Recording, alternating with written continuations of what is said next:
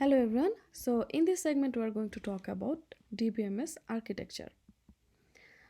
So a centralized DBMS architecture combines everything. A centralized DBMS architecture means we can have a database management system where we have everything combined into single computer. Just think about a single computer when we have the server and client both in one computer. So you have a computer, here we have the DBMS server, and the same computer is used as a client. So this architecture is known as a centralized architecture. So you can still connect through remote terminal. All right, so what happens actually, if you have the database server here, so maybe the application program is still here. Now using a remote client, still you can actually access the server using another remote terminal. All right. Oh, a physical centralized architecture looks like this. So this is your so this is actually these are the different terminals, remote terminals, and this is the UDBMS architecture. So here you have the DBMS compiler, all application software and everything, all in one computer. Okay, all in one system. Now you can have multiple different terminals. All right, so if other user knows the uh, address of the DBMS server, okay, they can connect with this DBMS server using network. All right, and by using the terminal, remote terminal, they can actually access the DBMS software. So a DBMS architecture, when we have a client and server architecture, so the very basic architecture is known as a two-tier architecture. Okay, a two-tier architecture means actually the tier stands for actually level. Okay, it's a very basic architecture where we have client in one level and server in another level. Server means actually where we are having the database management system. Okay, so this is we are still this is known as a DBMS server, where we have the real database management system is where our DBMS system is, that server, that machine is known as a DBMS server, and client will be a different computer which can access the database server using a remote terminal. All right, there could be a lot of client node are going to access the specialized server as needed, and it is going to look like this. So the server can be a DBMS server or file server or print server. Okay, it's actually a very logical two-tier client server architecture. So I mean, whatever type of server is, it's a very basic architecture of a client server architecture, where you have one server, and using the network connection, a different client node can access the server. Now if you think about a DBMS server and client, this can also give you the same architecture. Okay, a client node means it will provide you appropriate interface. All right, it will provide you appropriate interface through a client software module to access and utilize the various server resources. Now a client can be just a PC or a workstation. All right, or even just a client software workstation with a client software installed. All right, say for example, let's say we have a this is your server.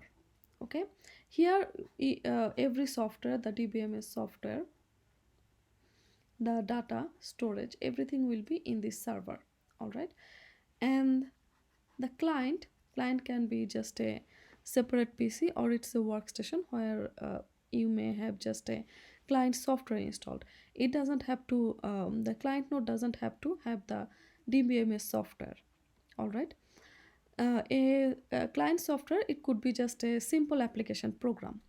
So using the application program, if this client and server is connected through a network, all right, multiple client can be connected through a network, and using the network you can use the DBMS software. So using the application, you can just whatever information you need, all right, you can send your request to this server, or you can submit your query, what you want to do with this data. You can submit your query in this DBMS software, all right, and you can work with this server, and the server will give you the result, and you can see the result in your client node, all right. So this connection can happen using the LAN, like local area network, or wireless network. What is the server? The server will have all the software installed. Okay, the DBMS software, it will be installed in the database server. It will provide you the database query and transaction service to the client. Okay, so the main software by which you are going to which we can access the query and access the data and transaction, it will be installed in the database server. The relational DBMS server are often also called as SQL server.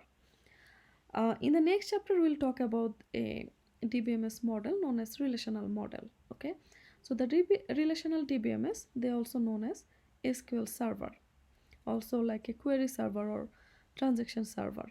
So that database server will have some, can have also some application running on client. Okay, so they will utilize application program interface like API to access server database via some interface, for example like ODBC or JDBC. Now the client and server must install appropriate client module and server module.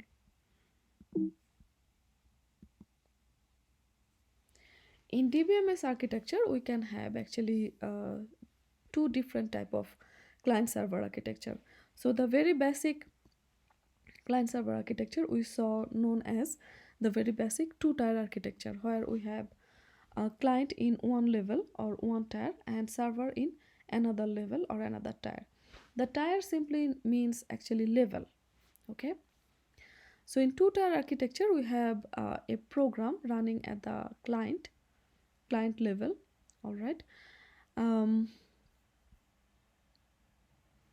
So simply there will be multiple client node.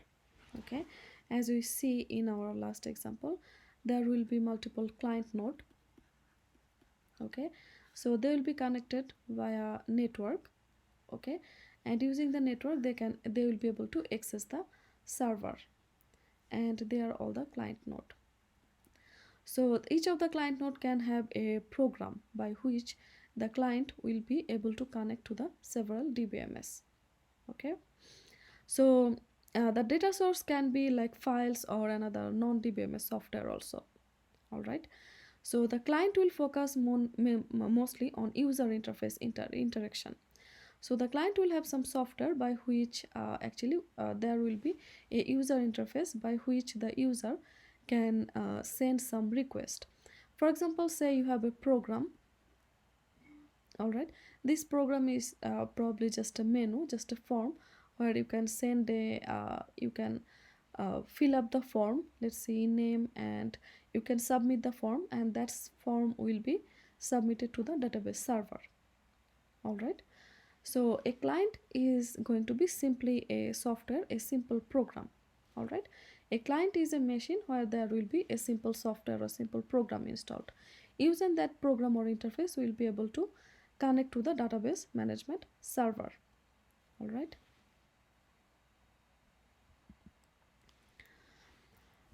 Another type of architecture is very popular and is very common for web application. Here we have a additional level or additional tier. This architecture is known as three-tier client server architecture. It is very common for web application. Okay, so this architecture has a third intermediate layer known as application layer, all right. So application layer or application server, So this application server will store the web connectivity software and the business logic part of the application. It will be responsible to access and update data on the database server. And it acts like as a conduit for sending partially processed data between the database server and the client. So in the two-tier architecture, we have the client and we have the server. But in the three-tier architecture, we are going to have an intermediate layer between the client and the server. All right. So let's see how it is going to look like. So in the logical three-tier architecture, this is our client. So this client will have just a simple client interface, a client software program. All right. So you can think about it's like a presentation layer. All right. So how a front-end user is going to view the application, view the interface. So using that interface, this is going to connect to an application program. All right. So it can be a web server. All right. Also known as application server. All right. So this is going to give you a business logic layer, how the whole program is going to connect with the presentation layer, make a connection between the presentation layer and the database layer. So at the final, you will have the database management system, which is the database server. All right. So this intermediate layer will be responsible. It will have actually the whole program logic. It will be responsible to make a connection between the client node, client server, and the database server. So this is actually our summary in this module. We actually in this chapter we talked about data models, their categories, the database schema interface and state, the tree schema architecture, and data independence, different type of DBMS language and their interface. And as a client server architecture, we saw different type of database client and server architecture, and we saw two different type of architecture, two-tier architecture and three-tier architecture. So that was all about our module 1. So in module 2, we are going to talk about relational database model.